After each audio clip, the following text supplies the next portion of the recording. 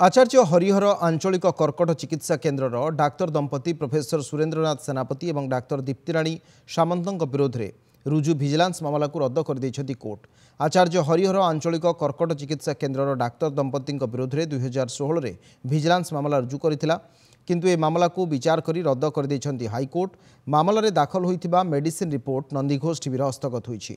Report रे समस्त medicine असली एवं प्रभावशाली, तेणु मामलार सविशेष विचार करी गुरुत्वपूर्ण राय शुणाइछंती कोर्ट। सेहीपरि अन्य एक मामला रे शुणाणी करी डाक्तर विरोध में फौजदारी मामला रुजु करा जाय परिबो नाही बोली कोर्ट कहिसंती।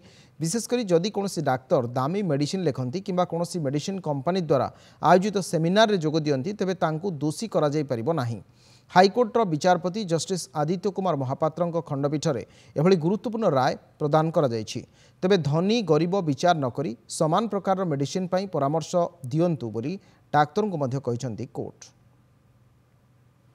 आदित्य कुमार महापात्र जो राय प्रकाश करछंती एटा गोटे जुगान्तकारी गोटे हिस्ट्री सृष्टि कला भाया गोटे राय होइछि।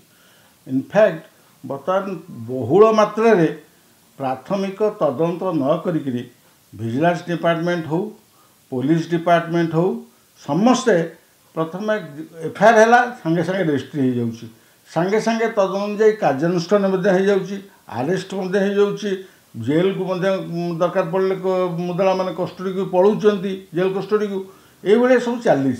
तेणु डॉक्टर जस्टिस महापात्र जो जजमेंट पास कर मूल कथा कहते जे कौन सी एफआईआर रजिस्ट्री करने पूर्व आग गोटे प्रिलिमिनारी इनक्वारी बा प्राथमिक तदंत निहाती आवश्यक।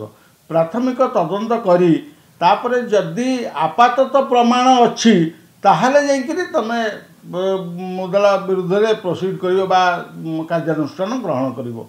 सेटा होची मूल कथा, से कथा से जजमेंट रे प्रकाश करछन।